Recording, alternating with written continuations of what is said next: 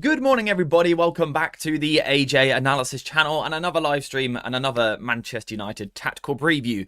The first stream of the week. I unfortunately was busy or ill earlier in the week, but we are back. It's been about a week since we have caught up on a live stream, discussed Manchester United, discussed the current situation. We haven't really properly reflected on the result against Nottingham Forest last week, so we can do that today. But also, this weekend, we've got a big match. I've seen you guys talking about it in the chat already. Must win, perhaps? I don't know. It certainly feels like a big game. Away against Tottenham Hotspur. Never an easy game. It was a big problem for us last season in every single competition apart from the FA Cup. They were a problem for us. We lost twice to them in the league. We lost to them in the Carabao Cup. And, of course, the Europa League final, which was quite a miserable day. But things feel a little bit different right now. Manchester United are 4 games unbeaten. We find ourselves 8th in the league. We're actually joint with Spurs. And it feels a bit more positive at the moment. It feels like United are a bit more on track, I would say. But once again, this is a great test, a great measure of where we are at this moment in time.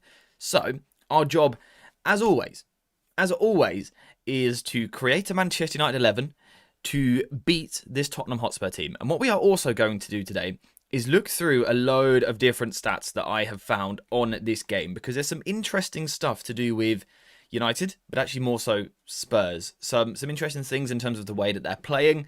I've watched a few of their games to sort of find their weaknesses and stuff. This week, I'm a little bit more prepared than normal. As always, I'm relatively confident coming into the game, but it's not going to be easy. We proved last week, any game can be made difficult. But before we get into the starting 11 or anything like that, I want to hear from you guys in the chat. How are you feeling? How's life? How has your last week been? And how are you feeling about Manchester United? And how are you feeling heading into this match? In terms of the Tottenham team that we've got on screen here, it's quite unpredictable, to be honest, with Spurs. There's a lot of different players that they could use. They've had a few fitness issues this season as well. There's probably 4 or 5 positions here in the starting 11 that could change. So we can probably discuss that as well. But yeah, I really want to hand it over to you guys for the first 5 minutes of the stream or so. And then we'll go from there. So, who have we got in the chat today? We got Nev. Good morning to you, mate. Long time no see in a stream. I do have to ask, what has happened to your profile picture, my friend? We've got Jens as well. We've got Adele. Good morning to you. We've got loads of people. We've got Son. We've got David, as always, in here with the 21-month membership from David. That is insane. He said, AJ cooking something special soon. Sooner than you think, perhaps. I'm working on it. There is sort of a big announcement. Is it a big announcement? Yeah, it's a relatively big announcement coming fairly soon, hopefully in the next 6 weeks or so. Maybe sooner than that. We're working on it. But thank you very much, as always, for the membership. And also Adele as well with the super chat saying, a certain gentleman used to say, come on, lads, it's Tottenham. I want to win this game so badly. Because Spurs were so annoying last year.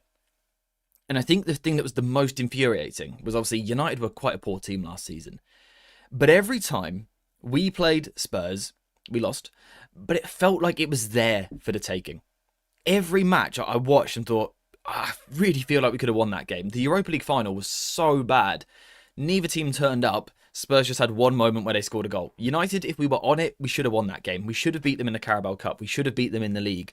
It was infuriating last season. They're perhaps a little bit better this year than what they were last year. But it's a game we've got to win, right? I really want us to get on the front foot in this match and take it to Spurs and hopefully get all 3 points. I'm not that happy this week. Before that, it was fun. We need a win now. Yeah, I mean, people's sort of vibe has been reflected in the views on the channel this week. Very low. People seem quite deflated by the draw last weekend, which I understand. I understand, to be honest. It was a frustrating result. It felt like a really good opportunity to build on something. And yeah, it didn't go very well. But we're still 4 games unbeaten. By the way, you guys will see the new chair that we're getting thanks to a sponsor hasn't arrived yet. So we are stuck with this thing, which constantly syncs. So you will find me doing that every few minutes in this stream. But there is a new chair coming soon. Don't worry. Soon you will see Tall AJ for the first time in history. We've got David back in the chat once again with the gifted membership. David, thank you very much. As always, that has gone to Patrick. Patrick, if you are here, make sure to say thank you. And also, everyone else, as always, get some love hearts in the chat for the amazing support, as always. Nev, you are right. Let me make Son a mod on YouTube. Here we do. I don't know which one it's meant to be. think it's this one. Bosh. Tall AJ doesn't sound right. It doesn't sound right at all. Have you got the chair that I recommended? We've actually had a sponsor has approached us with a chair, which is quite fun, quite cool. And it's all thanks to you guys, really. So, should we get to it?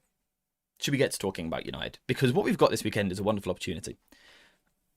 A bit like last weekend, a lot of the teams in the top half of the table are playing each other once again. City, Liverpool, Villa, Bournemouth, Sunderland and Arsenal, which is a weird one because Sunderland are up there. And of course, United, Spurs. It's one of those games, if you win it, you're gaining on teams around you because teams around us will drop points this weekend. That is absolutely guaranteed. Now, last weekend, that didn't really go in our favour. But this weekend, if we win, we can climb. We can climb. Like, technically, obviously, it's not the case because everyone else has to play. But technically, 3 points would put us second in the live table again, right? If we were able to win with the first match this weekend, we would be second in the league before everyone else kicks off, which would be good fun. It puts a lot of pressure on the other teams. So that's why the start of the season is so important. We keep saying this. It's so condensed. It's so close at the start of the season. It's difficult for a team to get away. It also means, you know, no matter how poorly you start or how inconsistently you start, you're sort of always in touch. United haven't necessarily had the most amazing start to the season, but string some results together like we've done recently. If we can continue to do that, I don't see any reason why we can't be, you know, top 4, top 5 by the end of the weekend. So that has to be the plan. The question is, how? How? What is the 11 that we should be going for? There's one position that is very easy.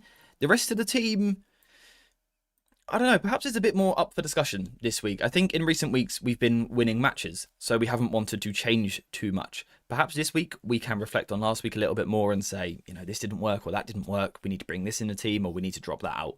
There's still probably not going to be too many changes, I wouldn't have thought. But I think there's a few talking points. I think one of them does come in the back three. Away from home against a fairly big side, straight away does Maguire come into the team? Because we saw that away at Anfield, for example. Maguire came into the side for a tough away game and was absolutely fantastic, and we pushed De Ligt to the right-hand side. That's probably the first question for today. Is this a game where you want to see Maguire coming into the team or not? I have a stat which might affect your opinion on that. But first of all, we have a gifted membership from Alex. Alex, thank you very much. As always, mate. Guys, you know what to do. Love hearts all over the place for Alex because Alex is an absolute legend. Thank you for the mod roll. You're very welcome, son. Thank you for the help, as always. A win would be quite big going into the international break. I always think this. You know, United fans are so up and down. We have been for a long time now because, you know, results, consistency, and all of that stuff. An international break is such an interesting time to be a United fan. If we lose going into a break, it's the longest 2 weeks of your life, right? For all the wrong reasons. If you win, that win almost lasts longer. Because it's like, we can't ruin it for 2 weeks. So for at least 2 weeks, we're on some sort of winning run, even if it's only one match, right? So, yeah. It's a big game to win, I think. I think it's a really good moment. If United win this game, I think we're in quite a nice place. I think the back three should stay the same. I don't want Johnson versus De Ligt in the channel. So yeah, that is one of the positions for Spurs, which is sort of up for grabs. Really, there's a lot of players that could play there. Recently, we've seen Bergvall has played there for Spurs, but he might miss out due to concussion protocol. He had a head injury last weekend against Chelsea. Odobert can play there.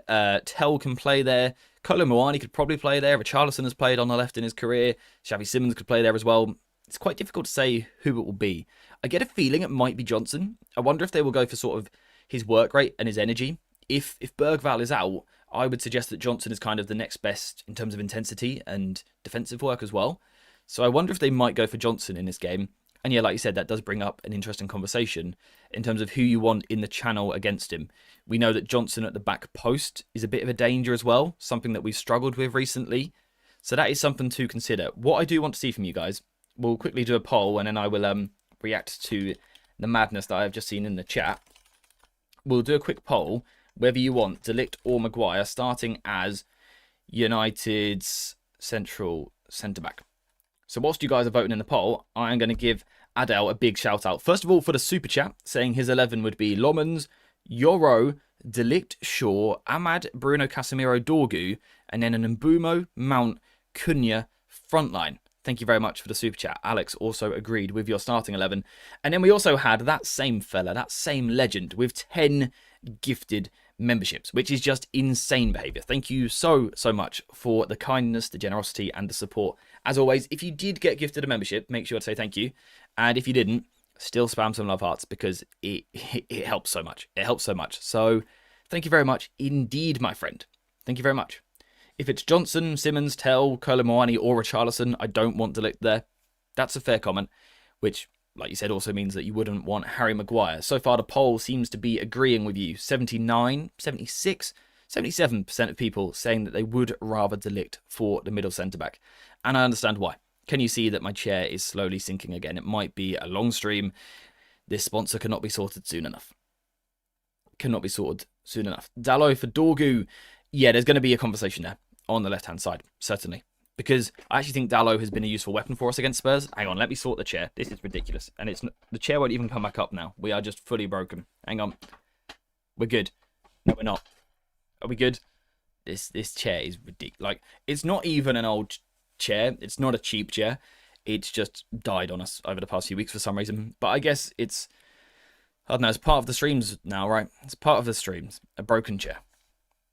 Is Lisandro Martinez available for this match? I wouldn't have thought so.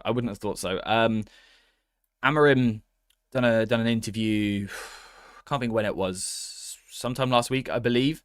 And yeah, he basically said it's going to be very difficult for Lisandro Martinez to play before the international break. So I highly doubt, highly doubt. I would be amazed if he plays this game. Perhaps after the international break, we might see him back on the bench. For example, we might see that. But for now, it's going to be a no for Lisandro Martinez, unfortunately. Are we measuring progressive chair travels during this stream? Honestly, we're breaking lines here. We're breaking lines. Chad, good morning to you, mates. How are you? How are you? Baz would be a danger in both boxes. We need to stop the frequency of the crosses and deal with it when it comes.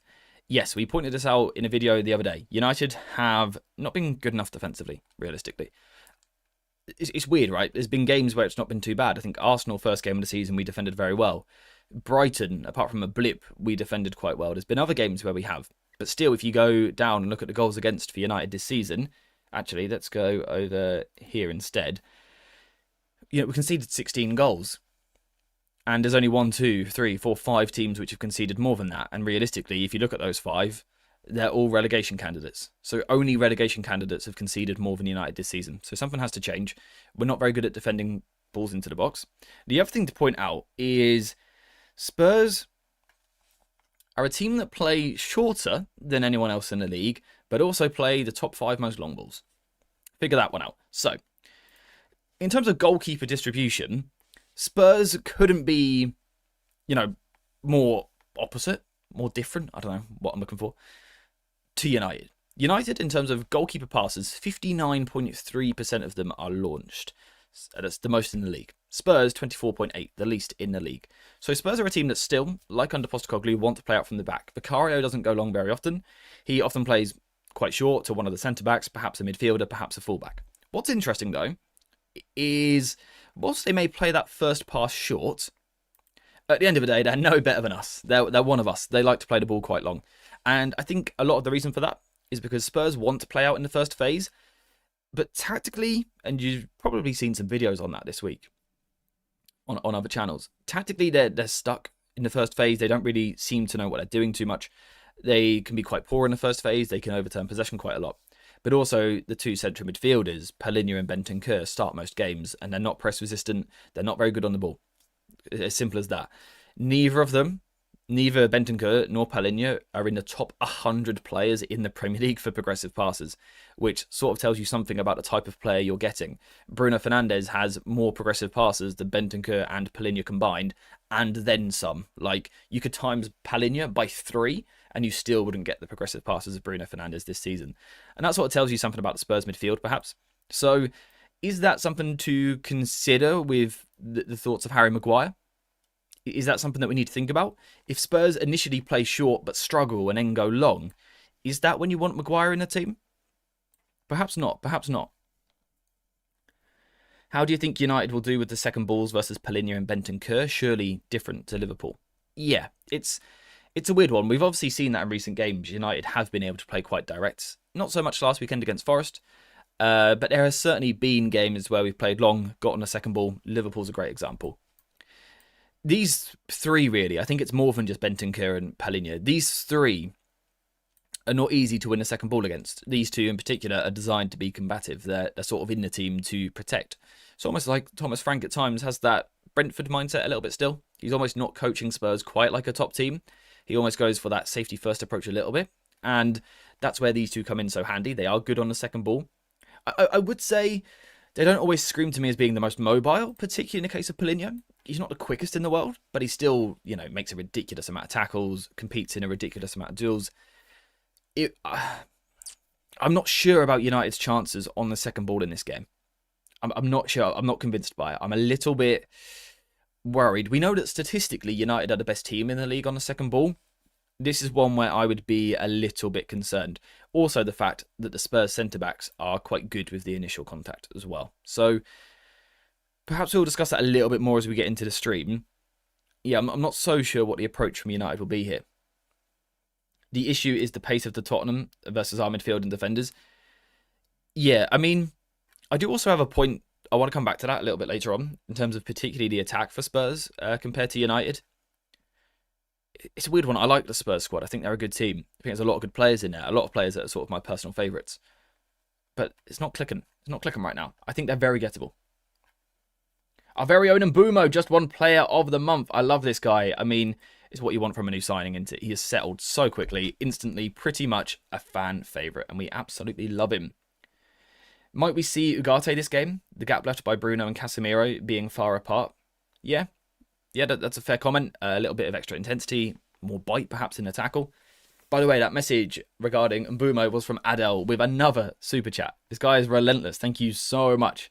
Thank you so much. Anyway, boom. Let's close the poll there. 77% of people want De Ligt playing as the central centre-back. So Harry Maguire comes out. That's quite straightforward. It also means that Luke Shaw comes in. The sort of tactical role with him didn't work quite as well last weekend, but I still don't think he himself played too poorly at all. I think he'll be in the team. I don't see Amorim changing it. The one place where we could see change, I think, is here. We could see change here. Now, I personally wouldn't do it. I personally wouldn't change because, again, consistency where you can. Try and build relationships between your back three and your goalkeeper. I think that's good. It also means we have two centre-backs. Whereas if you go Mazraoui, De Ligt's sort of the only proper centre-back. Away from home, I probably would go with the extra one.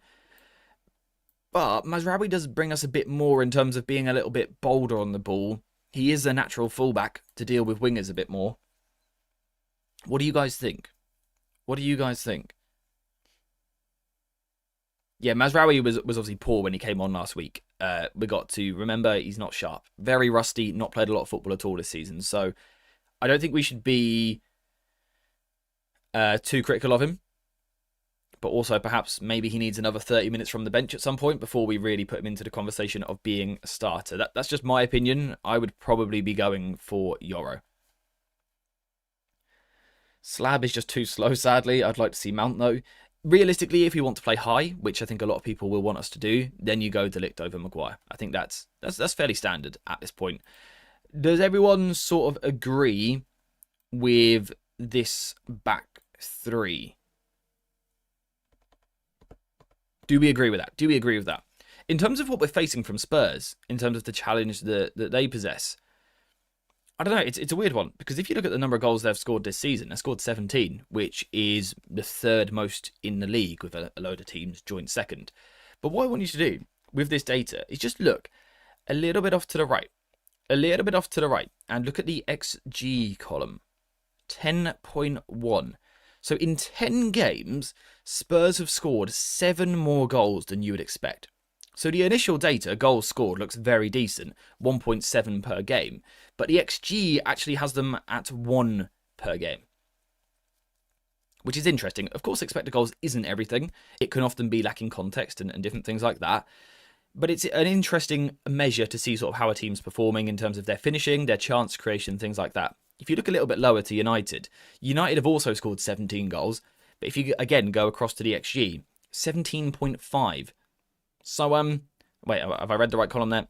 Let me follow it. 10.1 for Spurs, 17.5 for United.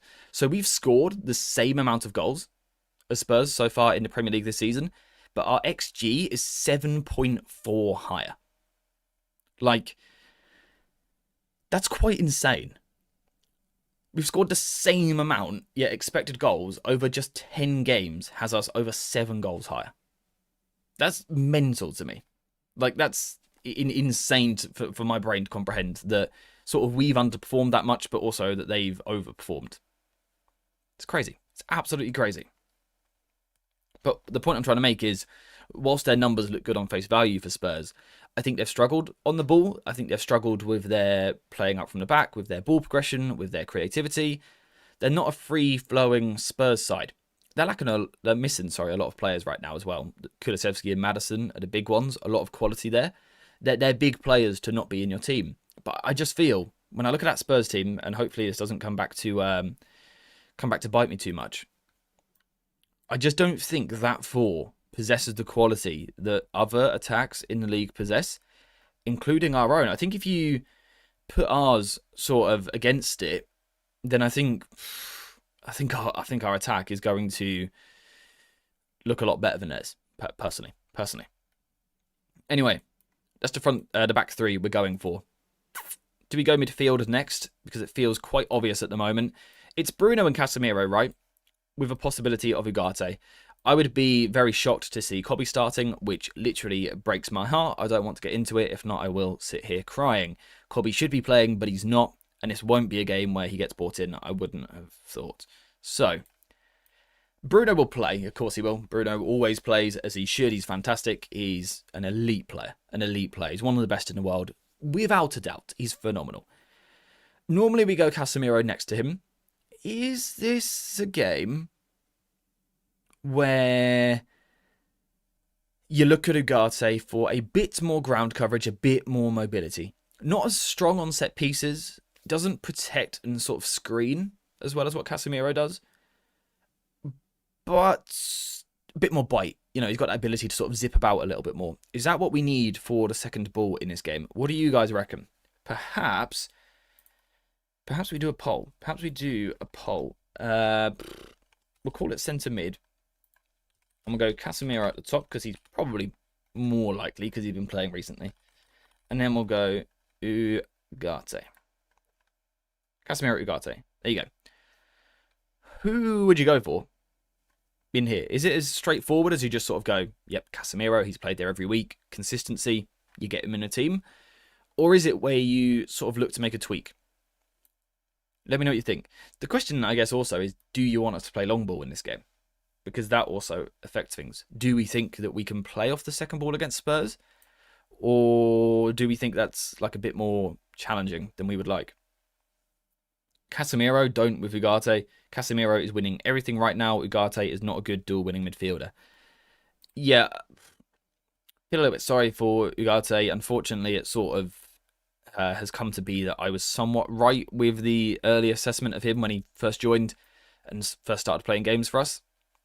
He's a ball-winning midfielder that isn't great at winning the ball because his instincts weirdly aren't to protect the goal. They're actually sort of to scrap people, which team-wise leaves you a little bit exposed. Yeah, it's not worked for him. Hopefully that changes. If I was a betting man, I would go Casemiro.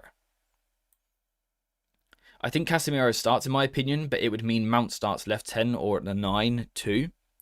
Yeah, there's definitely a conversation with that front three this week. Definitely something to discuss there in terms of who you go for, what skill set we need more of, protecting players as well, like psychologically as much as anything. I reckon Mount starts to cover more ground, so Casemiro keeps his place. Yeah, that's a fair point. Do you think Anderson is the right midfielder to sign? If you are unsure on the answer to that question, you need to join our Discord server. It's linked at the top of the chat. If you were in the Discord server, you would know that I absolutely love Elliot Anderson. He is phenomenal. Yes, get him. Get him. So good. So good. Ugarte gets pulled out of position too much. He's so aggressive towards the ball that he just forgets that he's meant to defend over here. And I think Bruno can be guilty of that sometimes as well. So yeah, perhaps as a duo it doesn't work. The poll is heavily in the favour of Casemiro, so we don't need to leave that up for too long. Yeah. Casemiro.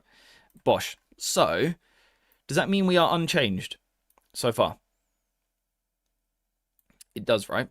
It does. That continues with Ahmad. Everyone's going to want him right wing back in this game, right? I do not think anyone disagree with that? Like, anyone? I don't think so. I'd be surprised if you do, but let me know if you do. I'm happy to hear the opinion. Left side, we might see a change. Dalot, Dorgu. Feels like we, actually quite like them both. But it feels like we are at a place where, as far as left wing backs go, they should probably both be a backup to someone. Like, they should both have someone ahead of them who is sort of the main one, because he's sort of the star quality player. And then both of these guys should be like a squad player who are versatile, can play a few different positions, but not quite ready to be starting week in, week out for Manchester United. Or like, they're just not at that level. Does everyone agree with that? Is that sort of like a shared opinion? The back post is a real problem with Ahmad. We need to cover the crosses better. Yeah, and I think what we need to remember is that it's not even a criticism of Ahmad. He's a winger, isn't he? He's an attacker. He plays because of what he can do up here. He also has to do a job over here, and he sort of has to try his best. But if he's poor there, I almost don't think we should be criticising him, because what else can he do, really? It doesn't feel like it's his fault. It's just a bad position for him to be in. The job, therefore, is to stop the space this side. And that's where we're looking at the fullbacks, or the wing-backs. And that's where I'd be looking at Dorgu. Now, I don't think Dorgu is amazing at stopping crosses either, but I think Dalot is really bad at it. And again, I like Dalot. I think he offers a lot. I think he's got a lot of strengths. But I think stopping crosses is such a weakness of his. Such a big weakness of his. And sort of, we've got two weaknesses at the moment. We can't defend crosses into the box very well, and we can't stop crosses, which is a horrendous, it's a nightmare sort of combination for United, right? So we can't stop crosses, and when we concede crosses, we're going to concede, right? Something needs to change there. Maybe it's worth giving Dorgu a go this week in the hope that he might be a little bit better at closing down those situations. I don't know. It's sort of what we're hoping for, right? The Ahmad defending thing is total overkill. We have 4 other defenders on the pitch. Yeah, so that's the comment that I was the point I was trying to make the other day. Let's get Ahmad higher. He can still play as a wing-back, but let's get him higher. Like we saw against Brighton. Ahmad against Brighton didn't spend much time defending as a right-back. He was more as a right-sided midfielder. Against Forest, we sort of went backwards a little bit. Ahmad was back in this position. Get him up here. He doesn't need to be over here defending. I don't think there's a need for that at all. Get him up here where he can be an attacker and do what an attacker does, because he is an attacker. Dalot just doesn't want to get mugged in a 1-versus-1. It feels like that sometimes. Yeah, it feels like he's almost overly cautious. Or perhaps he's just sort of never been properly coached a technique of stopping a cross. Whatever it is, it's becoming a problem. It's becoming a problem. There's so many goals this season which are conceded from some type of ball into the box. Now, that might be a set piece, which isn't necessarily Dalot's fault, or it might be a throw-in, which isn't Dalot's fault. But just generally speaking, United are bad when the ball is in here. And we let it get there a bit too easily. Now, I don't think we're going to change our ability to defend here, because the only thing you would do is bring Maguire in, which I don't think we'll do this weekend. So therefore, you have to try and defend out here better. And I think Dorgu is the better option for that, personally. Guys, you get one guess in the chat to guess who is back with another super chat. Tottenham will attack us. Dorgu will be essential because he excels at attacking spaces and the ball carries to wide areas. We will win. I love that from you. Thank you again for the super chat, mate. I would go for Dorgu personally. What would you guys go for? Dalot's been a bit better in possession than Dorgu recently. Yeah, I think he is.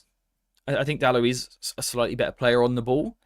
I think the benefit of Dorgu is just the fact that he's left-footed. Against Spurs last season, of course, different manager, different approach, different setup.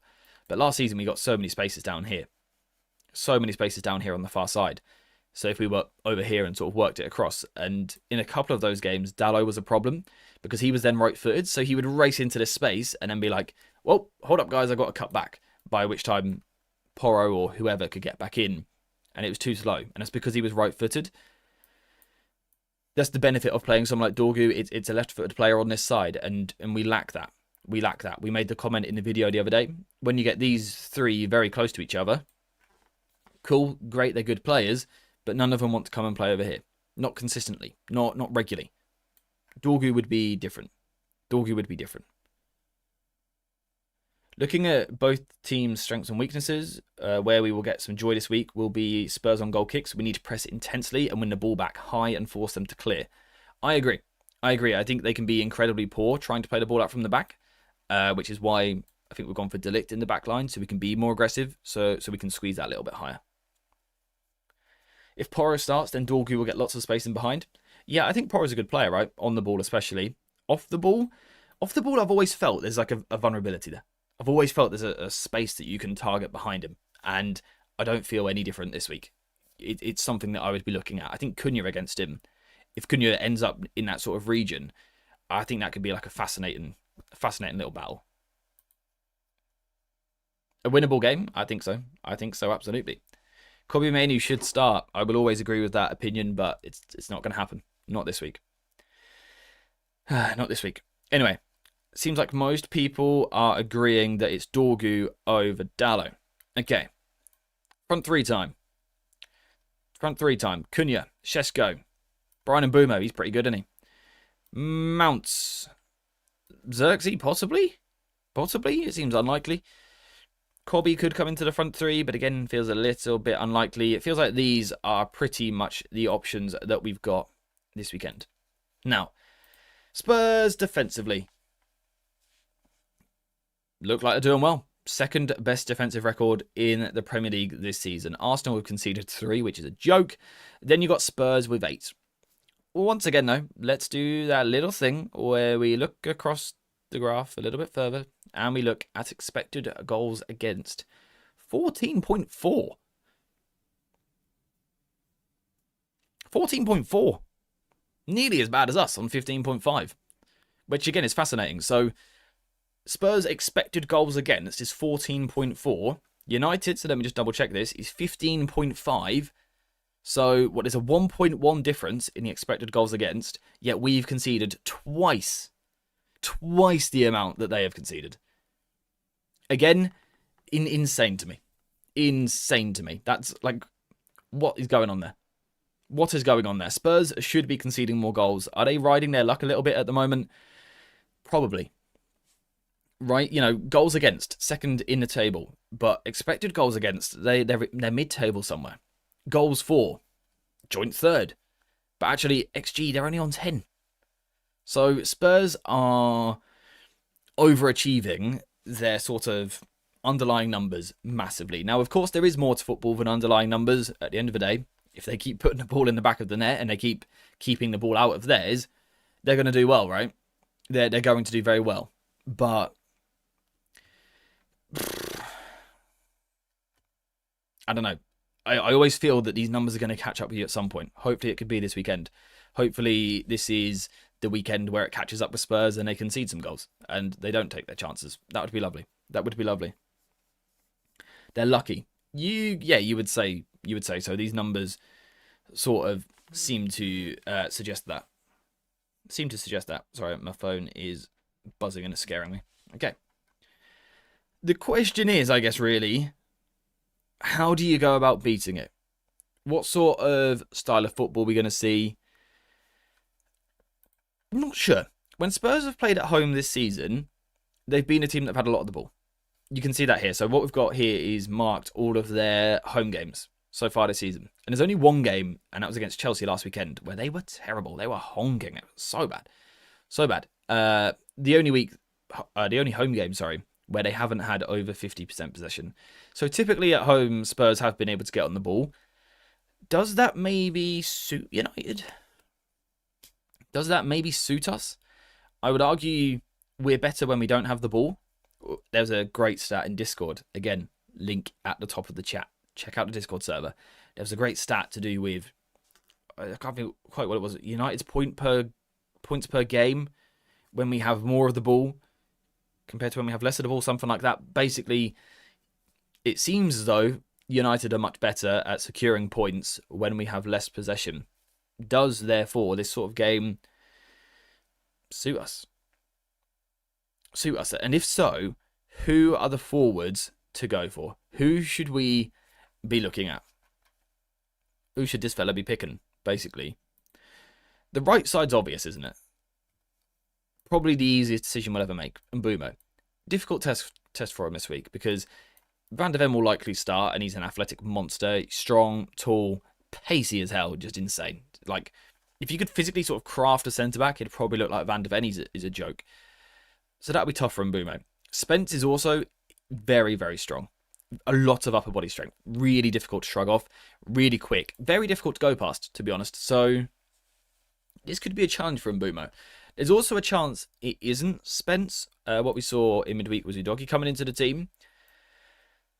I don't rate him quite as highly. I still think he's a very good player. Still physically quite good. But I don't rate him quite as much in a 1-versus-1. I think he's a little bit less patient, almost. So can get caught almost diving in a little bit. I think we always feel that Ahmad and Mbumo together, if they click, they didn't last week. But the 3 games prior to that, they did click. If they click in this one, I think they can hurt anyone. I think these two, on their day, combining, linking, flowing, I think they can hurt any defence anywhere in the world. I think they're that good. The question is, can we get that this weekend? Can they click this weekend? Can this be one of those performances where it's like sparkling and almost inspires the rest of the United attack? Regardless, they'll start, though. Over here's a bit more tricky. Now, I think if we're being realistic, I wouldn't expect Kobbie Mainoo to start the game. I just wouldn't. I don't think Amorim's likely to pick him. I also don't think he's likely to pick Xerxes. I think it's unlikely. It's 2 of these 3. We've got 3 options. You could drop Cunha entirely and go Mount in the left 10 for intensity, things like that, of course. Sesko up top. You could drop Mount and put Cunha in. Bosh. Pretty straightforward. The new front 3 play together. This is what we saw last weekend. Didn't really work last weekend, though. So you might drop Sesko. Didn't play very well. Didn't play very well at all. You could then go Cunha up top with Mount in the left 10. And to be honest, to add a 4th, we could do that. Possible. Are you sure Romero will start? No, I'm not. There is also the option of Danzo, who I have not got written in today. Romero's had some fitness problems recently. I think last weekend he played Danzo for the first 60. And I think Romero got about, 20, 30 towards the end, something like that. So he's sort of making his way back to full fitness. I get a feeling, because of the match, they might sort of like get him ready for this game. Maybe I'm wrong, but I get a feeling he'll be coming into the team. We have to learn to play and score with possession, learn to break down blocks in difficult oppositions. I completely agree. That's why last week was so frustrating for me, because it was a chance to show that we can beat a certain type of team and dominate a certain type of game, and we didn't. We showed that we can't, which is frustrating. Very frustrating. Also, you don't want your opposition to have majority of the ball and control the flow and the rhythm of the game in hopes of them making a mistake and us counter-attacking. Balance is important. Yeah, I think what I would be looking at is United high up the pitch on the front foot. The Spurs crowd last week, I don't know if you guys saw it against Chelsea. Tetchy, very weird. The pressure of the crowd seemed to really get to the players. I think, again, goals scored, conceded, table position, Spurs are sort of doing okay. But I think the Spurs fans, are unsettled. They don't like what they're watching. And they don't seem afraid of letting the players know that. You know, a lot of boos in the stadium last weekend. If I'm United, I'm trying to build off the fact that we've got a bit of swagger, a bit of confidence. We haven't lost in 4. We've won 3 in 4. Very decent record. I'd be trying to take like a swagger into the game. If it was me, I would be trying to squeeze high. I'd be trying to get on the press, trying to overturn the ball rather than sitting in the block. I'd be going after him. You guys know always the shape that I would suggest for that would not be the back 3. I would let Yoro go a little bit wider, perhaps like that, and maybe go man for man again. Maybe. But 4-4-2 typically is the defensive shape that we prefer. As a rule. The only problem with the 4-4-2 this week is that these two concern me a little bit, because Kudus and Porro are fantastic. They are fantastic. The tactics sort of used by Frank so far haven't necessarily got the best out of them. I don't think we've seen them at their best this season. But I would say they're two of Spurs' most threatening players, probably. And again, we know we're weak in that back post area. So this is a little bit concerning for me. A little bit. In terms of Spurs, what they will look to do, we said it earlier, right? Let's go back to the stats. Is it this one? Yeah. They'll play short. They will play short. United, the highest launch percentage from goalkeeper distribution so far this season. Spurs, the lowest. So Spurs tend to try and play out from the back. 1 in 4, they'll sort of go more direct. But typically, Vicario looks to get on the ball, get the ball on the floor and play. However, doesn't always work because they end up in the top 5 for long passes attempted. And that's because whilst they want to play out from the back, they're not very good at it. There's been a lot of coverage on this over the past 10 days. I went away and watched the Chelsea game myself, a couple of others as well along the way. The big problem I feel for Spurs is they're too flat, they're too dull, they don't move, and they've got the wrong players to get them out of tricky situations. So typically Spurs are sort of this 2 centre-back split, either side the goalkeeper, 2 central midfielders in, Palhinha and Bentancur, and then Udogie and Porro. So it's sort of like this 2-4 shape here, right? Back 2 and then 4 across. Nothing wrong with the structure in principle, I guess in theory it seems okay. The problem I've got with them is they don't do anything. They don't move. They don't sort of make counter movements to free each other. We won't see, for example, Palhinha darts up here to drag this player and then Bentancur drops into the space or something like that. It's very static, very static. Now, of course, there's always a chance this is about to change. There's every chance that this is the week where Spurs do something a bit different, are a bit more lively. But so far this season, they've been a bit flat here. And I think the other thing that a lot of people have pointed out is when you play with a 2 in defence and then a 2 just in front of them in midfield like this, you can end up a little bit like straight liney. We were talking about the other day the importance of diagonal passes. Spurs are struggling with that in the first phase. It's all quite straight. Even if we look up here, the passes up the line are all quite straight. And as we pointed out the other day, the problem with a straight pass is it allows a defender to connect quite easily and apply pressure. So as the ball, say Mbeumo's out the way, as the ball comes straight, you're receiving with your back to goal, you've got someone immediately on you. As a fullback, you play the ball straight up the line, you've got someone immediately on you. This is sort of the problem for Spurs. They're not quite fluid enough. They're not quite fluid enough. For United, it means there is a chance to press. Absolutely. Spence is someone that people have targeted recently. So this is Udogie, played in midweek. Maybe that's a sign that Spurs are changing. Prior to that, we've seen Spence, and a lot is being made of the fact that he's right-footed. That's something that we often obsess over on this channel. Spurs here, 3 players, 3 right-footed players, which always means back inside the pitch. Particularly in the first phase, that's a problem because it reduces your angles to play out from. If you're forced back inside, it's difficult to get out from the back.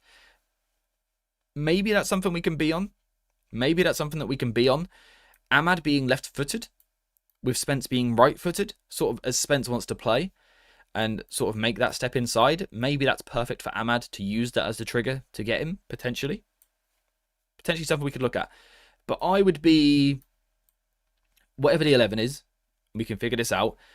I would be looking to try and squeeze them nice and high. That would sort of be my intention. That's what I'd be going for. Can we afford to go man to man? Now that's the question. That is the question. If you look at United man to man, do you back us? Look at some of the battles we've matched up here. Do you back us in those 1v1s? That's the question. It becomes a dueling game, right? As Alex has just said there, it becomes a battling game, a game of attrition. A lot of 50-50s. Can you win the header? Can you win the tackle? Can you win the loose ball? Second ball, third ball, fourth ball, fifth ball, sixth ball. All of that, right? Not necessarily something that United have been experts in over the past few seasons. Better so far this campaign. I think we look a lot fitter. Not playing midweek helps us. We've got greater intensity. Things like that. Sure. Spurs have played in midweek, so perhaps they're a little bit more fatigued, particularly in the second half of the game. Maybe something that we could capitalise on. I don't know if I would want to go man-to-man with Spurs. I think their midfield is a bit too robust for us. I don't think there's a lot of technical in there. I don't think, Palinha and Bentancur don't scare me from a technical point of view. Good players, sure, but not technical specialists, right? They aren't amazing passers or amazing carriers or amazing dribblers or great at manipulating space, anything like that. Not really. I think this battle would worry me a little bit because Kudus is phenomenal. He's the player I wanted last season, right? In the right 10. He's sort of the dream profile that I wanted. We went a different direction. That's absolutely fine. He's special though, Kudus. He is such a good player. Such a good player. And as David has just pointed out in chat, Sarr as well. Seriously gifted player. So good. And physically, I would be a little bit worried about that little battle. I'd be a little bit worried about that. Palinha could bully Bruno as well. Yeah, I think in a straight physical duel, yes, long balls, anything like that. I think anything which requires, I don't know, anything almost, what's the word I'm looking for? Anything a bit cuter, I think Bruno could come into his element there. We've got the better quality though, we need to make that count. I agree. I think our starting 11 is better than Spurs. I think it's stronger. You might say their defence is more balanced, but across the rest of the pitch, I think we are quite a bit better than Spurs, sort of man-to-man. The question is, if you don't want to man-to-man press, what should United be doing? What's the ploy? What's the play from there?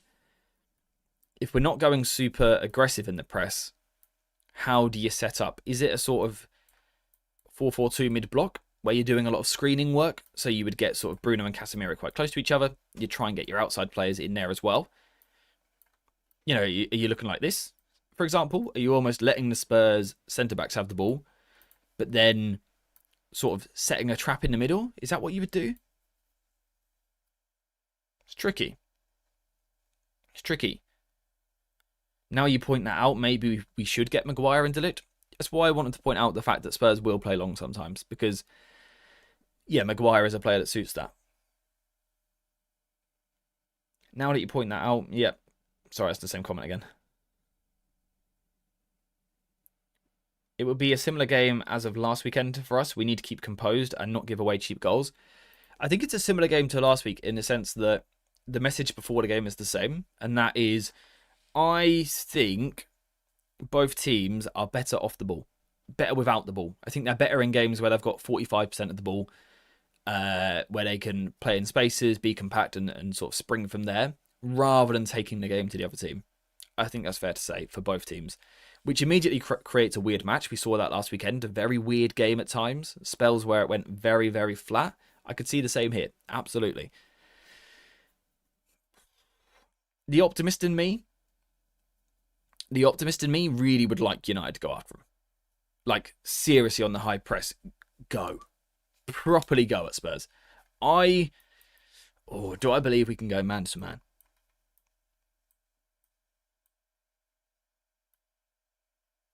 I mean, the thing to remember also is we can press high without being man to man.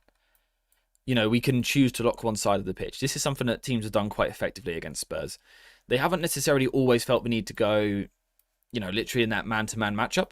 What teams have tried to do is force Spurs to Spence. Right? We've said already, Porro and Kudus probably the two better sort of creative attacking players for Spurs. Therefore, just keep the ball away from them. That's something that you can do. So let's imagine Cunha is our striker in this game, with Mount to his left and Bumo to his right. And, it starts off in that sort of standard 3-4-3 like this.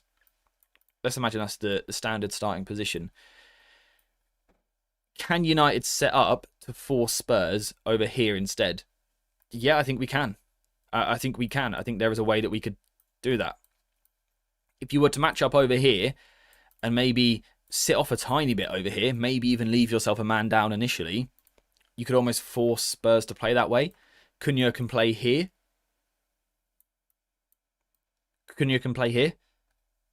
So he's sort of like teasing that pass out to Van de Ven. Now, obviously, we've got to be aware of the fact that Van de Ven's very good on the ball. He's been phenomenal. the goals he scored this season. The goal he scored the other night was crazy. He also done it to us the other season, didn't he? Pretty much dribbled the whole pitch. I'm not sure why a centre-back is able to do that, but he is. Anyway, the weakness has been Spence on the ball, and just that right foot. It's sort of invited a straight line up the pitch, because a left footer can sort of get that out to in angle into there. The right footer struggles from here. They can cut back and do it, but if you don't let them, if you sort of force Spence here, and he's got to pass down the line, this is when you feel that you can get on someone's back, and that's when you can win the ball and turn it over and play from there. So, is that something that United should be looking for? Or not? Another super chat. Explain what do you mean by setting a trap in the middle, please. What I mean is sort of inviting the opposition in. So almost letting them have the ball. You sort of leave that little bit of space so they think they can play a pass into midfield. Then as they play it, that's almost the trigger to jump on them, to cut the pass out, or to quickly apply pressure. So you're almost letting them have it. You let them play that slow pass in. Then you get them. You sort of lead them into that part of the pitch. Maybe not the game for it for United. You know, if we are worried about the potential 3 versus 2 in there, maybe it's not the game for it. I don't know. It's a tricky one. It's really tricky. Compact box 4 of Mount, Cunha, Bruno, and Casemiro in central areas, with Mbumo with Ahmad stretching. Left wing back plays pragmatic. So Mount, Cunha, Bruno, Casemiro, with Mbumo wider. A fly has somehow snuck into this room and it's just like battering the ceiling. I don't know what's happening. Van der Ven gets the ball, just trip him and take the yellow. Yeah, not a bad idea. Not a bad idea at all. I wonder if there's a way you could almost control where he goes. If he wants to carry from the back, can we at least lead where he's going to carry?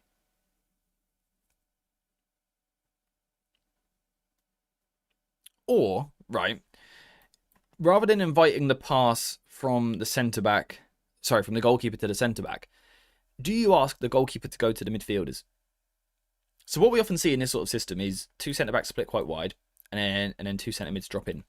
Now, there's different ways that you can press this. Sometimes a team will put their front 2. Let's imagine United are 4-4-2 for a second. Let's just shift this all across. What some teams will do is put their front 2 on the midfield 2, and then push your wingers in a 4-4-2 higher onto the wide centre-backs. That's something that you can do. What other teams will do, though, is shift that. So the 2 forwards will go onto the centre-backs like this, and you actually make your 2 midfielders responsible for jumping. Now, this was something that we did against Brighton very well, and we were really good at that. We were really good at overturning the ball here. Now, partly because I think Brighton were terrible on the day, but also because United's intensity was very good. We know that Shaw was pivotal to that. Would we get the same thing against Sarr? I don't know. Is that something United can play on? Pick up the centre-backs initially and force Spurs to play to the 2 that aren't great at playing. They're not. Good, yeah. In moments will turn you. In moments will play a nice pass. Of course they will. They're professional footballers. But typically not necessarily press resistant, not great at shifting the angle of a ball, not great at progressing the ball. Maybe that's where United should be looking to capitalise. I'm trying to think if there's a different way that you could do it to get players almost in more comfortable zones. Shaw would have to win majority of deals. Yeah, and that's a concern. Okay, let's reset United to a 3-4-3. There's something that I want to see if it's possible. Right. This is very much thinking on the spot here, by the way. So this might be absolutely horrendous. I might be about to cook milk, but we shall see. So, when United go man-to-man, we tend to shift away from a back 3 and go to more of a back 2 a lot of the time, right? So, we're seeing Shaw stepping into midfield, things like that. And what we see quite a lot of also is a wing-back dropping deeper.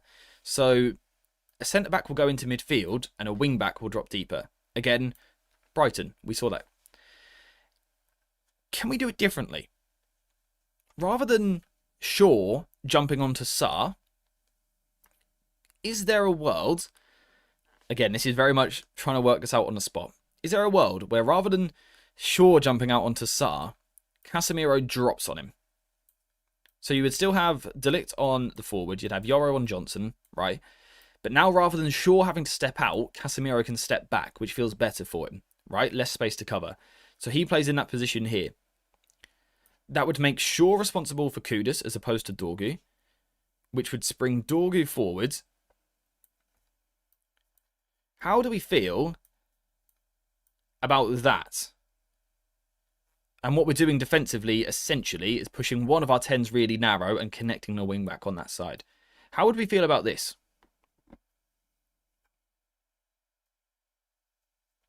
Shaw is in World Cup mode. He will play good. Left out of the England squad again today. Left out of the England squad today, which is interesting. Is this something that we could do, right? Everyone has been sort of highlighting the fact that the Spurs midfielders are not press resistant. They're not great on the ball. Could we get arguably two of our most intense pressers in Bruno and Mount up against them? Even if initially you sort of like don't apply pressure, right? You sort of stand off when Vicario's got the ball. But as that ball goes, that's when you're willing to step. And it's Casemiro on Sarr as opposed to Luke Shaw, which feels better. Shaw's defending a fullback area, which suits him. He's a fullback. Yoro is our more athletic centre-back, so it makes sense for him to be out here. De Ligt's our most physical one in the middle.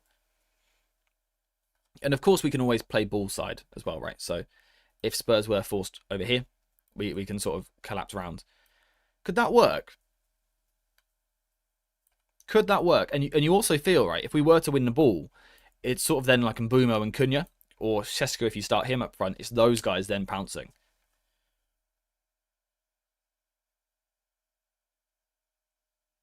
Is there something in this? Likewise, could we do a flip where, for example, right, this could be, where's Sesko? You could do Sesko and Cunha instead of Mount, although I'd like Mount for his intensity. But could you go, what am I trying to say here? Let's take Mount out of the starting 11. Nope. What am I trying to do? I'm trying to do something and I can't remember what I'm trying to do. Cunha is the one that can drop deep sometimes. Because we saw that at times in pre-season. We have obviously this sort of natural front three, but a couple of times the striker would drop in as the midfielder. That is also something that we could do. This is interesting. Ahmad versus Spence / Doggy would be an interesting one. Yeah, that's tough. Who did Brighton play left back the other week? Who was Ahmad sort of on? Because we were quite we were somewhat man to man in that game for most of the sort of high pressing moment. Who was Ahmad on in that game? Was it De Kuiper? Did he play left back? I think he did. It's an interesting one. Now always the concern is that Kudus can go in there and sort of drop an overload, as can Johnson, to be honest, as well. Man-to-man is always risky. What if everyone just holds off a yard, right? Because when we play man-to-man, when we talk about man-to-man, when we discuss man-to-man, we tend to think you've literally got to be sitting on the fella the second anyone's got the ball. So when we think of a man-to-man press, we think Vicario's got it here. So Mbumo's got to be here, Mount's got to be here, Cunha's got to be here. And it's not true, right? Because the ball takes time to travel. So you can always give yourself a few yards. So let's say if Spurs were forced long, Bruno and Cunha can still be, or I prefer the Mount rotation personally. But these two can still be there for a second ball on the long ball. They're still goal side. I like this, especially because we can trust Casemiro with little space to completely bully Sarr. It feels nicer than Shaw against Sarr. Leaving Shaw, as well as he's done recently, leaving Shaw as more of a fullback, almost in the press, feels nicer than using him as a midfielder, right? And using Casemiro as a holding midfielder more than a high 8. It feels nicer. This video is hella cool. Never seen a practice planning analysis like this before. I like it. Oh, thank you very much, Alex. I hope you are enjoying it, mate. Like I said, this week I've had a bit more time because I weren't very well the other day, and because I didn't do a video yesterday. I've been able to take a bit more time to prep and watch and research Spurs a little bit more. I don't mind this at all. I guess the concern is something we always have to figure out and think about is when you're between ideas. So we often talk about a low block, we often talk about a mid block, and we often talk about high press. You've got to remember though, there's a moment where you're between two. So when you're in your high press and like your press has been beaten, so now you want a drop into your mid block. That's when there can be spaces. I guess the concern would be, how does this team transfer back into the mid block? But I guess even that isn't too bad, honestly. How would you... It depends. If you want the 5 mid block, which Amorim used last weekend, I think that's quite easy to do, right? The wide players drop, Bruno drops, everyone drops round. That's quite easy to do. There's not really a problem with that. It's the 4-4-2 mid block. Dropping into that feels a bit more difficult from this starting shape. Feels a little bit more tough. How would you drop 4-4-2 here, sort of comfortably without anyone covering too much ground? Naturally, Bruno would go in. Is it just that? The distances aren't crazy for anyone to cover. It would make me consider Cunha in that role as opposed to Mount, though. So it's that starting 11. Makes sense. We've seen that before. The press and Bumo goes. Mount goes. And Bruno and Cunha play on these two, perhaps, instead. We've been preparing for the match, whereas Spurs haven't after their Champions League match. Definitely something to think about. Definitely something to think about. Yeah, by the way, guys, in the chat, thank you very much for all the messages today. Super active, but messages in all capital letters will not be read out. Okay, so keep it lowercase. And also, spam messages are also unlikely to be read out. By the way, if you are enjoying the stream, though, leave a like, because it lets me know that you like it and we can do more of this sort of content, and it also just helps the channel. And always subscribe, right? If you like the content, if you like the streams, if you like the videos, why not subscribe to the channel? It helps so much. It means that you guys get to see more videos. So, yeah, why not? Why not? Notifications on as well really helps, because that means you see the video or the stream instantly. You don't miss any content. So if you could do that stuff, that would be greatly appreciated. AJ, do you think Vicario will pass to Palhinha or Bentancur on the turn? Yeah, so again, it is that thing of initially they play short, then they go long when they get stuck. So I think they will play the initial pass short. Difficult to say who they would go to. I think it was a bit more Palhinha against Newcastle in the cup the other week.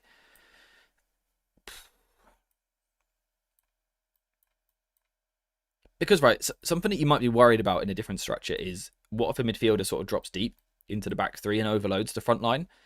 But actually, if Cunha's responsible, you just sort of trust him to go anyway. And Bruno just stays on Bentancur. I actually quite like this. I worry that it collapses into a 5 a little bit. I'm slightly concerned about that it's more difficult to go into a back 4. You know, if we get bypassed in the first phase, I'm worried that we collapse a bit too much in this shape. But that is something that Amorim tends to do anyway.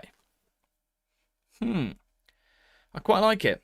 Ado again with a super chat. Thank you so much, mate. Amorim just won Manager of the Month. What a boy. Hopefully another one. November. Another Manager of the Month. Drew the first game. Win the other 3. Deserves it if you ask me. That's the plan. That's the plan. By the way, guys, Alex has left a link in the chat, and it's Alex, so I trust it. You can press it, you'll be fine. Where you can vote for Lomans for the Fans Player of the Month. Why not? Why not? Hey AJ, I view Thomas Frank as a manager who's all about adaptability. He may play in a way Spurs haven't done this season. If so, then are we equipped enough to penetrate a low block?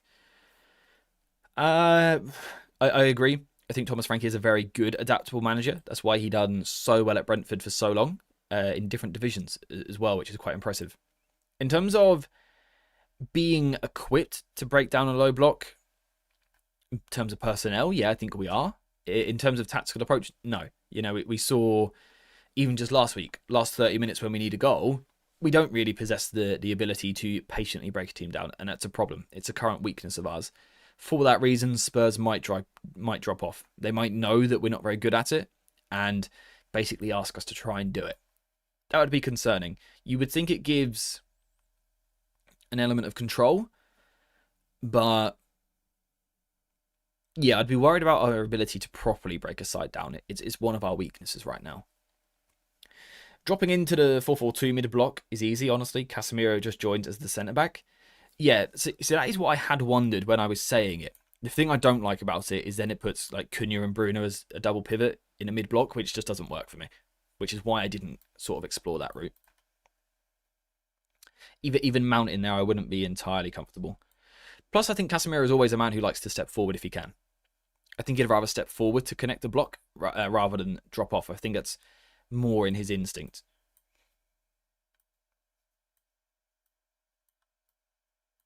That's your press. How do you drop into a block? It does still feel possible. I mean, Dorgu's got a lot of ground to cover. But he is capable of doing it. See, that's sort of where we end up, and that's not too bad at all.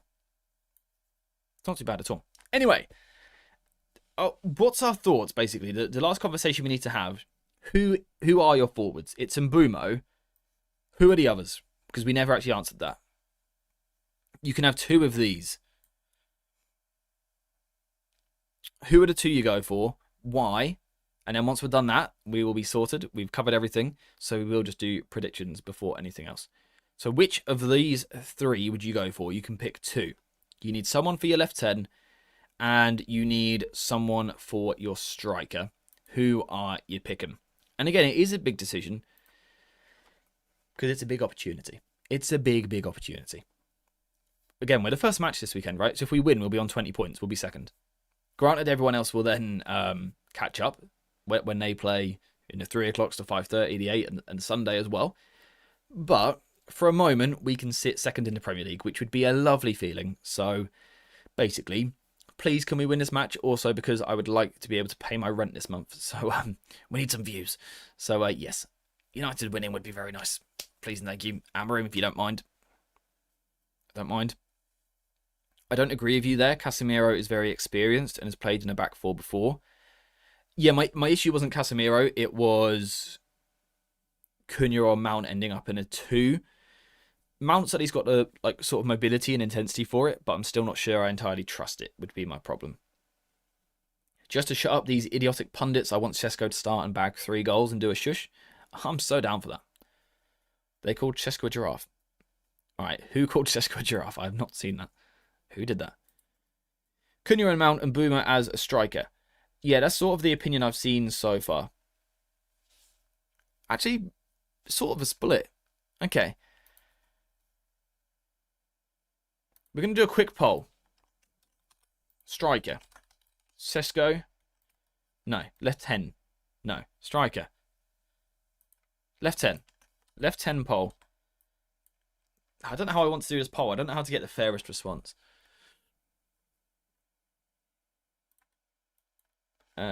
Two other... I don't want all caps. Can't do that. Won't get read out if not. Is there anyone that would go Šeško Mount and drop Cunha entirely?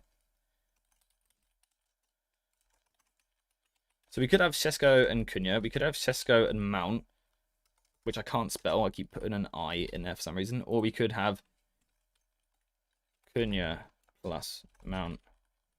I cannot type. I have just spelt Mount. Can't speak either.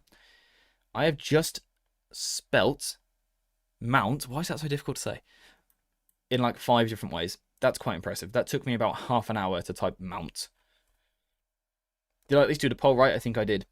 I had Mount with a P, Mount with an I. I don't know what was going on there. That was messy.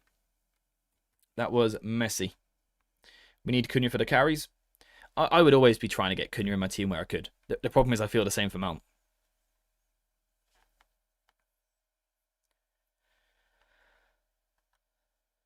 Cunha has to play after last week. He's come into it a bit more, hasn't he? The past few games. Sort of Liverpool, Brighton seem to almost be that turning point for him. Let's see what the poll says, though. We'll leave this one up for a few minutes because I think it's an important decision. Probably the biggest one that we've had so far, apart from De Ligt versus Maguire, because that almost dictates how we're going to play. But it is a big decision. It's a big talking point. I think we need Sesko for long balls. Yeah, that's also always an option. We also saw against Liverpool, though, that you can go without Sesko for long balls as well if you drop Cunha into midfield, which is something that we could look to this week. Again, probably not as effective as it was against Liverpool because Spurs are better equipped in that area to deal with the ball. But you never know. You never know. I think there is also that argument for sort of protecting Sesko. He didn't play very well last weekend. There is that argument for taking him out of the 11. Or you show full faith in him and you put him in again. There's a lot of things to consider. Also, yeah, good point here from Simon. We've got a new Fab 4. It's not the same 11 that played Spurs last year, right? The Spurs team actually feels somewhat similar, to be honest. A few changes. I think we've upgraded massively. I think we have upgraded massively with some of our personnel this summer. And I don't know, whatever front three we end up with, I just look at that. Remove one of them and Bruno. I think here we, with them lot, look better than them. Personally. You might disagree. You might disagree, but I think we look better. We will leave the poll up for a few minutes because, like I said, this is a big talking point. Whilst you are voting in the poll, if you've already had your vote, why not let me know your score prediction and also your goal scorers. If you are a member, you can use the emojis on the channel to predict most of them. Not all of them. We don't have all of them on there just yet. We're working on it. But yeah, why not let me know your predictions? And don't worry, I'm not going to predict because I haven't predicted the score in the last 4 matches and we've gone unbeaten. I have predicted the result. I'm confident United could win this match, but I will not predict the score because maybe that's why we've gone unbeaten. Maybe not. I don't know. But let me know what you're feeling, what you're fancying. What's your vibe for this game? I think United will win. But I also thought that last week. So. Rewarding Sesko with a start after that bad game would be sort of anti everything we're trying to do. I don't know that it's rewarding him. I think it's going, I still got belief in you. I still got faith in you. Sure, you had a bad week, but you're a young player. I still believe in you. I don't think it's rewarding. I think it's reassuring. And I think there's a difference. So Alex says 2-1 United with goals from Bruno and Mbeumo. Callum says a 2-0 dub with Yoro and Mbeumo. Zerg says 4-0 with all 4 coming from Bruno Fernandes. My FPL would be going Larry, mates. I would love that. I predict a riot of goals. I would say 2-all, but it could be a late goal from either side. I'd love to hear your goal scorers as well, Simon. Alex says 2-all again. Ranting says 3-1 United win. Mbeumo, Cunha and Ahmad. Yes, please. 2-0 United. Love it. 2-0 Bruno and Mbeumo. All of these results that you guys are talking about, apart from the 2-all draw, puts us second in the live table. Everyone else would then play, but for a moment, we would be second, which would be quite nice. 4-0 W with a Sesko hat-trick and a Yoro goal, and of course Lomans getting the clean sheet. That'd be beautiful. No more predictions for AJ and United get top 6? Hey, there's a chance we win the league, right, if I just don't predict. There's a chance. FA Cup? No predictions. That means we can't lose. So we have to win, right? Easy. Sun says 3-0 to United with goals from Mount, Mbeumo and Bruno Fernandes. I always love a Mason Mount goal. I always love a Bruno goal as well, though. I do like this squad. They annoy me. They frustrate the hell out of me. And I spend 90 minutes every week wanting to punch myself in the face because of them. But, like, an Mbeumo goal is lovely. You strike a score and you can't beat it. I love Mount. I love Cunha. I love Bruno. Ahmad goals hit different. Maguire goals. Yoro goals. De Ligt goals. Kobe Mainu goals are on a different level. As much as I hate them, I like them. Right? Toxic. I just want us to finish above Spurs again. In that case, I hope Spurs finish second. Casemiro header and a Sesko tap-in. I see a 2-1 United win. However, Dalot versus Kudus makes me think 2-all. Yes. Yeah. What is that battle going to be? Is it going to be Dallo? Is it going to be Dorgu? We've gone for Dorgu. I wouldn't be surprised if Amorim goes for Dallo because he does seem to trust him, which is largely understandable. I just love goals that we score. Yeah, they're nice, aren't they? Yeah, they do tend to be nice. Anyway, let's close the poll there. 51% of people after 5 minutes have gone for Cunha and Mount as your front line. So we're going to go Cunha more central, Mount to the left, so Mount can cover some of the defensive shifts. I like that pressing structure that we came up with. And as we've said, there's different ways you could do it. Mount can tuck in, or Mount can push, and Cunha can tuck. A lot of ground to cover for a lot of players, but that's always the case. That's why you want to execute your high press, so you don't have to spend too much time running backwards, right? That's always the aim. So, yeah. I like it. I like it. I think that whole time I wasn't on the right screen. I was meant to be over here. Never mind. I think we've done our job today. I think we have covered everything that I wanted to cover. I think we've picked a good, strong starting 11. And as always, we have had fantastic vibes in the chat throughout the stream. So thank you guys very much for that. I didn't have Mount in my initial 11. Interesting. Where's the thing? Here you go. That's our final prediction. Last week, I don't know if you guys noticed this, we got every single player for both teams spot on. Shout out you guys. This week, will it be the same? I do not know. Head over to the Discord server to find out when the team news is released. But anyway, apart from that, we are now finished for today. So thank you very much for watching. Thank you to everyone who has been involved in the chat. You guys have been absolute legends today. A pleasure to talk to you as always. Thank you to everyone who has voted in the poll, everyone who has liked, subscribed, got their notifications on, renewed memberships, gifted memberships, been in chat with super chats, and also the people who just kind of sit there quietly minding your own business. Shout out to all of you. You are all absolute legends. An extra big thank you if you joined the Discord server as well. Apart from that, we are now finished for today. There will not be a video out today, but there will tomorrow on hopefully how United beat Spurs. And there should be 2 streams next week, Tuesday and Friday. It will be an international break, so we'll have to get creative with ideas. But we shall try our best. For now, that is all. So have a great day. Enjoy your Friday evening. Not too much. And hopefully enjoy the win, hopefully, against Spurs tomorrow. And we'll just go from there. That is all for today. My chair has just hit the floor. So yes, thank you very much for watching. I hope you have enjoyed this stream.